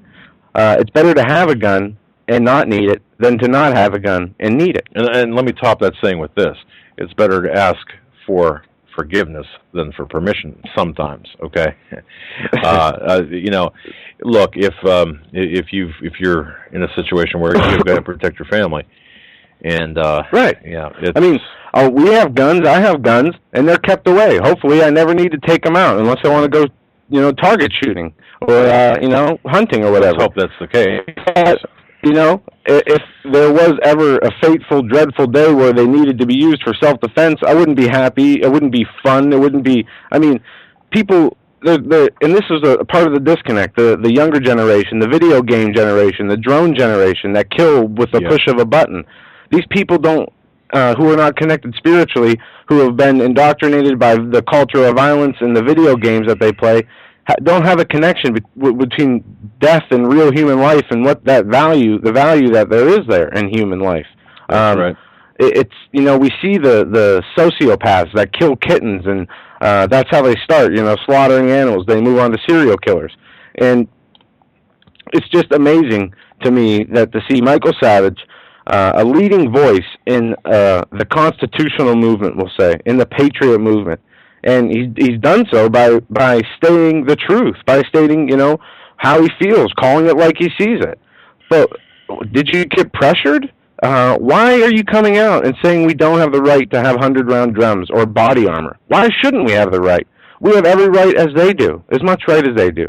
The military isn't any more special than we are as citizens of America, except they are serving, America. That's right. Just like we would if we were called to do so. But we are still citizens of America with a duty to protect America, and in order to do that, we must have the tools necessary. If we were invaded by Canada tomorrow, would you say, I guess we should have gave out, or, let them sell 100-round drums? You know what I mean? It's like... It's ridiculous. Look... I know I'm rambling and going on and on. No, I'm sorry. Glenn Beck, okay, you look at people like, if you start on like Rush Limbaugh and Sean Hannity, they're all politics. Glenn Beck is trying, supposedly trying to, give the truth. Michael Savage is conservative. None of them wrap it up in spirituality, or when I say spirituality, I'm talking about Christian spirituality. None of them talk, to my knowledge. I've heard none of, well, Glenn Beck to some extent, but not to the extent that we do. But this is all, so, and I do think, in Savage's case, in this case, I really believe that there's something wrong here. I think that there's this, all of a sudden, there's this mindset to go centrist. And I want to quote something here. Folks, on July 19th of this year, a gentleman, and I don't know whether you know this man, Joel Gilbert at the National Press Club, kind of put people on their ear, and I thought it was fantastic. If you don't know who Joel Gilbert is, ladies and gentlemen, he is a man he's an author who wrote Dreams from My Real Father. Barack Obama does have a disturbing family background, a deeply disturbing family background, and in which he intentionally hid in order to obscure a Marxist political foundation. And according to Mr. Gilbert, and I thought this was just brilliantly posed, he kind of, at the press club speech, and it's available online, you can go for the video, but at age 18, Barack Obama admittedly arrived at Occidental College, a committed revolutionary Marxist, okay? This is based on his own accounts. There can be no doubt that Frank Marshall Davis counseled him. Frank Marshall Davis, a Communist Party USA propagandist and former Soviet agent, indoctrinated Obama into this. Now, Joel Gilbert gets into something, and I just thought was brilliant, okay? He in his speech, and I'm not going to go through his whole speech. I just want to quote him here. He gets into something, and I'm writing an article on this too. I accuse all major television networks and most cable news networks of gross violations of the journalist creed. And folks, if you don't know what the journalist creed is, it's something any journalist go through, like myself, any writers. We adhere to the journalist creed. Anyway, I accuse ABC, NBC, CBS, network news divisions of violating the public, the public trust by refusing to cover up my documentary film, and which there's a whole big deal behind that. But what? Well, he goes on to say, I accuse MSNBC of intentional and often vile campaign of lies and misrepresentations to protect Barack Obama's false narrative.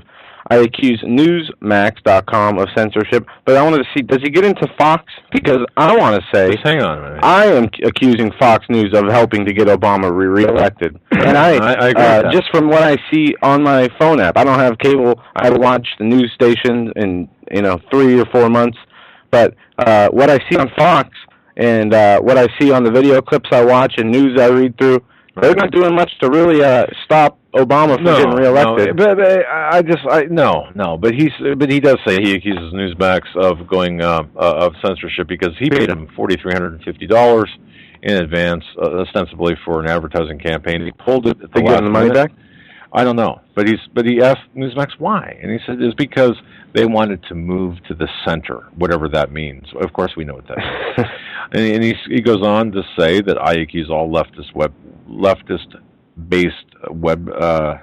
website-based news organizations of international bias. Okay, I have a question. Yes, I understand the significance of who's his father, who's his real father, etc. But does it matter? I mean, is it the difference between a communist and a Nazi? I mean, No, it does matter. It matters because he goes on. He's saying that, wow, that was a little, I don't know if you heard that in your headphones or not. I accuse all the mainstream media, print media, like the Washington Post and the New York Times, Newsweek, Time Magazine, and all of their ilk of intentionally suppressing the truth about Barack Obama's history and agenda and refusal to cover my findings. See, his findings, this is what's important, his findings talk about Obama's agenda and what he's trying to do to this country and what he's doing to this country. That's what it's all about. It's about allegiance. And his message is report the truth. Now, don't suppress the truth. It's important to this country. America needs a truthful press unafraid. We don't have it. America is worth it. But no one's willing to step up to the plate. And what is the truth, according to Joel Gilbert? And this is what it all comes down to. The evidence points to Barack Obama building his political career on a fairy tale. It's all a false narrative. There's no Obama family. Really, he's not the son of a Kenyan goat herder. What about the video that came out with his brother from Kenya doing a documentary about him? Well, I want to reserve comment on that until I see the actual video. I have not. Yeah, it could. I was just wondering if you saw that, but no. They say they assert Frank Marshall Davis is his father, and Dunham is his mother, and Dunham has connections to the CIA. This is the important part right there. The Communist Party USA attachment here. Right, but I mean. What's the difference of a puppet being in his minions, aka Barack Obama and the White House and government being communist, when the elites are all Satanists and those are the ones who control? Well, okay, in the practical nature of this, Marxism leads to economic ruin, the biological destruction of the populations and societies that haven't employed the Marxist model. I mean, this is what we have. So, look, we've got Barack Obama hiding his background of the history of Marxism. We got Marxists in the White House. We got red diaper babies in the White House. We got Satanists in the White House. Yes. So you've got the on one side the spiritual aspect of things, but on the other side the political ideology. But they go hand in hand because I don't believe you can be a Christian and be a communist at the same time. Right. So neither do I believe you can be a Muslim and be a person that wants to adhere to the Constitution either. So I just wanted to bring that up because I thought that was important and very newsworthy, very topical. But we're going to hit 2 news pieces and go right to your phone calls for the rest of the show. We have to hurry. Article I'm working on, and this title is not permanent, The Hypocrite. We cling to Bibles and guns while he clings to drone killings and illegal use of military force. Obama overthrowing governments for central banks. I'll just read part of my first paragraph. Barack Obama, the foreign ninja magician, who amazingly has more than a 5% approval rating, as he follows the banksters' plans of continuing the destabilization of the economic and social fabric of our society. The perfect example of a top-notch con man, this nation has been shredded by the systematic workings of international banking syndicate who controls the money yet remains hidden, leaving the puppet public officials to be the face of the dirty work. How else can we explain Corzine, Jamie Dimon, the Federal Reserve, the Big Six banks with getting away, defrauding billions and even trillions of customers and taxpayer monies with no arrest after committing perjuries, no charges, trials, or even probation, not even a night in jail, or getting slapped around in an interrogation room, not even restitution. These are the perks of being a good puppet for the global banking mafia. And it goes on, but I'm going to get into this article. Drone warfare, a new generation of deadly unmanned weapons. Business is booming at the vast base in Nevada where tomorrow's top guns are learning to target terrorists from afar. You know who those terrorists are? Yeah, we are. We are the people who are constitutionally inclined, shall we say? Listen to this. The electronic cavern is dark, save for the glow of consoles, and Lieutenant Mike Wavers surveys his apprentice warriors with satisfaction as they project American might halfway around the world. One crew, 2 young men in flight suits. Why would they wear flight suits if they're sitting in a freaking room controlling a drone like a video game? I don't. Well, they're playing the role. Yeah, they're playing the role. Preparing to fire missiles from a remotely piloted aircraft at a boatload of suspended insurgents in Afghanistan. Another crew circles a suspicious bulge by a roadside in Iraq and feeds coordinates to ground troops. Other tracks what appears to be a vehicle in Yemen with a "Don't Tread on Me" Tea Party sticker on there. No, just a vehicle in Yemen. There's not a lot of time for emotion here. There's a war going on, and we have a job to do, says Weaver, a veteran F-15 fighter pilot. It's anyway, incredible. That dovetails with this article that I remember we talked about this many times. The first ever case in the United States where a drone was used against a civilian in an arrest made. He was a sovereign citizen.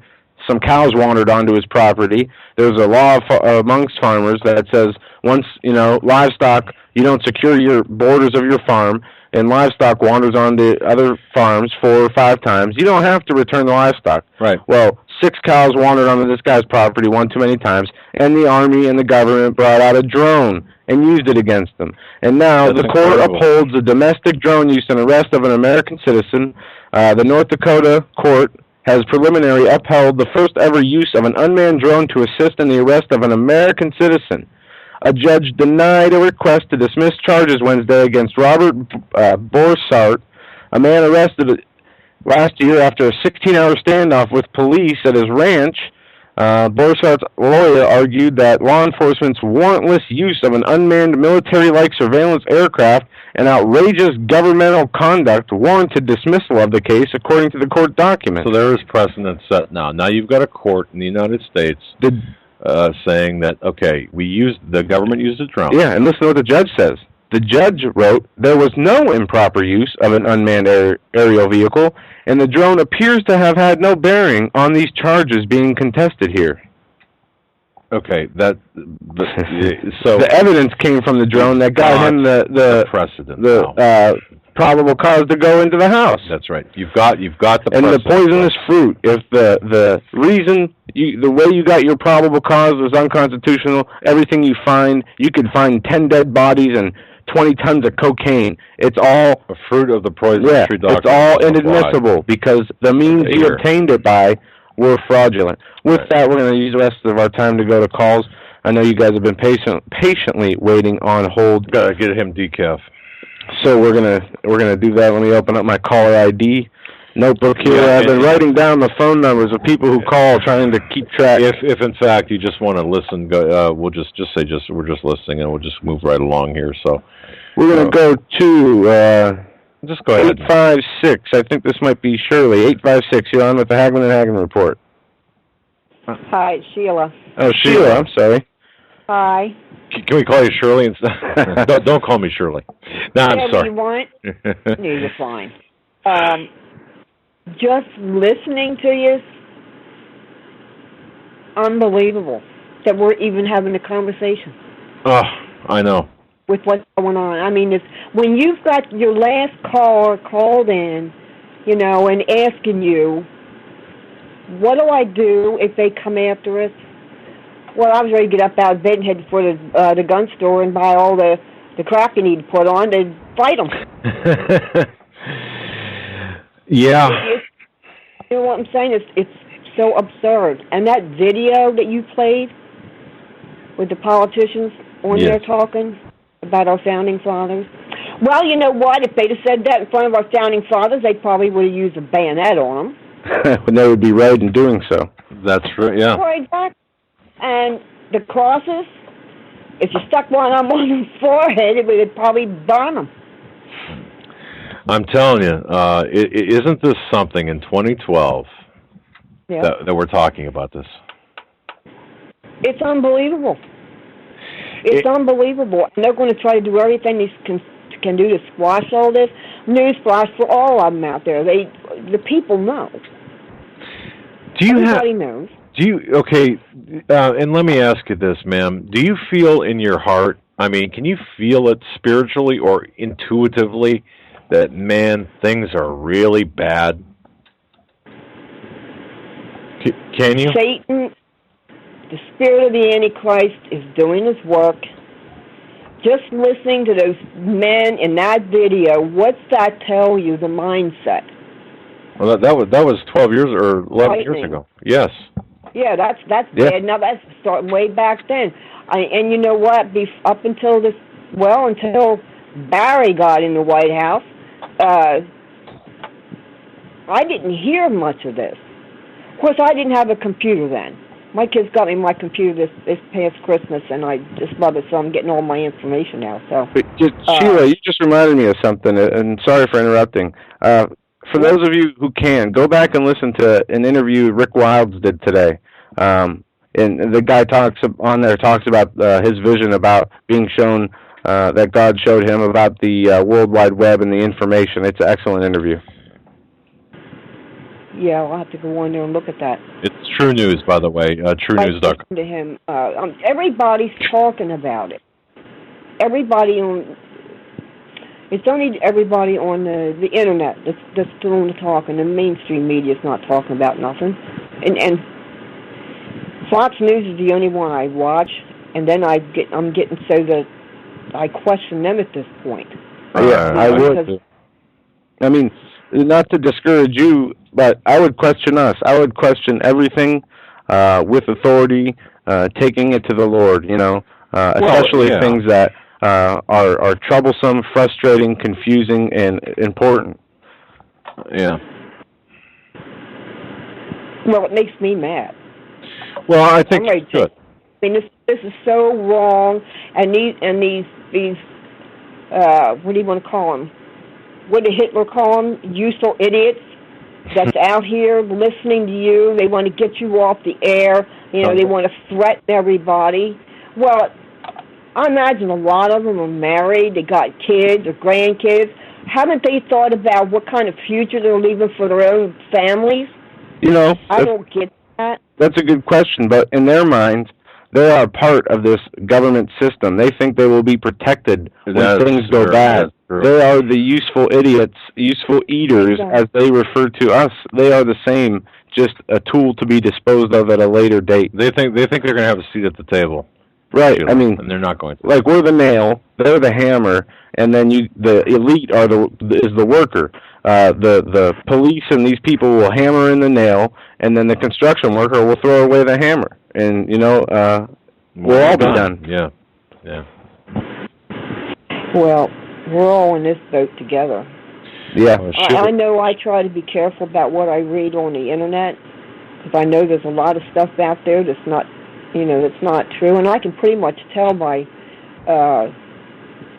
just by the way they word things, and some of the things they say that I just get off the website, I just pretty much stay with you and WND, and I do listen to Alex Jones. Yeah. Alex, look, Alex Jones has got a lot of good information. Yeah, and people ask us about, well, can we trust him? It's not about him at all. It's about the message. It's about the information. Yeah. And what information, whether you hear it from Alex Jones, Doug or Joe Hagmann, or a goat, you take that information to the Lord, and that's, the most important thing. Doug was on with Alex Jones. That's how I came across your website, you was on with him doing an interview. Oh, yeah. And I came right to your website. I didn't know you were out there until I saw you on with Alex Jones, and he's something else, man. He gets real angry. Yeah. I just sit there and watch him sometimes, and I just laugh. It's so absurd what's going on that. Yeah. I don't know. I'm ready to. Well, Sheila, look, you got to hang in there, and we're going to hang in there together, or we will hang separately. But I have to tell you that I really believe that the shows like this, we're being watched, we're being listened to, we're being monitored. They're going after. And when I say they, I'm talking about the government. Look, I've been told that we're under watch, so to speak, and just to tread carefully. And that's just like Greg Evenson said. He asked somebody, "Is that a threat?" And that person said, "No, it's your final warning." So that's kind of where we're at with everything. So I'll tell you what, we're in this together, Sheila. Exactly. So I pray for you every night. Here's Joe sitting there. He's just married. I'm sure at some point he'd like to have a family. And he's very much up on what's going on here, and it's wrong what they're doing. Yeah, it's totally wrong, and they're going to get a big surprise. I don't think they think. No, I don't think it's going to go as they think it's. I don't think it's going to go as they planned, and I don't know exactly. But I was talking to someone today. It's going to be I believe it's going to really. Things are going to economically. There's going to be an economic trigger and a war trigger at the same time, and that's going to keep Obama in office. But look, Sheila, we got to move on to another call. I just want to say thank you for the call, man. I'll tell you. Okay, well, you have a good night. You take care. Sheila. All right. God bless you. God bless you. Yes, indeed. That was a great call. I like her. I like her a lot. I like everybody. I like all of our callers. Yeah. We're going to go to West Virginia here, 304 area code. Yes. Familiar caller. You're on live with the Hagmann and Hagmann Report. Hello, gentlemen. It's Richard again. Richard. I just wanted to, from West Virginia. Yes, sir. I just wanted to let you guys know that I had some good news for all the homosexuals and lesbians and the people who love the devil out there. They all say they were born that way. I got news for them. Christ came so they could be born again. Well, that's Amen. They don't have to say that way. You know what I'm saying? Yep. Their excuses, that's all they are. They can be born again, but they got to want to. But the thing about it is that, they don't want to. They really like their lifestyles. And, all these things that's happening in the world, man, it's unbelievable. And just to see people not to be able to open their eyes and know what's going on right around them. You're right. It's mind-boggling to an extent. But, people got to understand there's going to come a time in their lives when the good Lord will turn them over to a reprobate mind. That's what His Word says. You have to stand on His Word because it is total truth. It's like you guys, you say, take what we say, as in you guys, and, pray about it, take it to the Lord. And that's the right thing. But the Spirit, the Holy Spirit, the very Spirit of God, He lets you know who to listen to. That's true. Yeah, I believe that. I just want to let these people know, that they can be born again, and that's why He came, so that we wouldn't have to go through some of the things that He did. But we are going to suffer in this life, and we're going to have trials and tribulations. But I think that for most people that those times have passed, because we're coming to the end. It's like the Bible says, just like you said earlier, Joe, that no man knows the minute or the hour, but the good Lord said we know when it's near. You'll feel it when it's near, and I believe we're there. Yeah, you feel it, caller, don't you? Oh, absolutely. There's not a question in my mind. Raised level of anxiety, raised level of the feeling that something is wrong, that something isn't normal. This is the physiological effects of the changing of the universe, of the heavenly bodies, making preparation to open up hell for the war in heaven and in space, and the energy level is rising, and that is an indicator. That is a sign given to us by the Lord to let us know, something's not right. Absolutely. That's why it's our internal compass. And there's the one great thing is this, because I'm like a lot of people that listen to you all. I have 4 children, and I ask the good Lord to help me to prepare the best that I can. But there is one thing that people do need to understand. You really need to believe in the God that you say you serve, because He said He would not leave us or forsake us. People worried about where they're going to go, what they're going to do. They need to really dig deep down inside themselves and understand what faith they really have. That faith needs to be in their God and not in their flesh, because their flesh is going to let them down. They need to keep their trust and hope in the Lord, because that's the only way I make it. Honest to goodness, if I don't know how people do make it that don't have God in their life. I agree with you. What refuge do they find? See, I look. I like that. I agree with you, because there was a time when I was not as in tune, or not as spiritual as I am now. And there was a huge, just this huge gap in me, and I could feel it. And it's like it's like an investigation that we're doing, and you got all these bits and pieces of evidence, but you're missing something, and it's right in front of you, and it's called God. It's called and once you put that into the equation, man, it changes everything. It sure does. I appreciate you guys taking my call. I just wanted to put that out there. Give people some hope. Thank you, and I'll tell you, we need hope, and thank you for doing that. Thanks for sharing that. Amen. Thank you, caller. Thanks, Richard. Take care. We got about 4 minutes left of the show. I want to read this Bible verse because this pertains to what we were talking about tonight. It's 2 Timothy, verse 3, chapters 3. To chapter 4. And this is talking about the last days. This know also that in the last days perilous times shall come. For men shall be lovers of their own selves, contentious, boasters, proud, blasphemers, disobedient to parents, unthankful, unholy, without natural affection, truce breakers, false accusers, incontent, fierce, despisers of those that are good, traitors, heady, high-minded, lovers of pleasure more than lovers of God, having a form of godlessness, but denying the power thereof. From such turn away.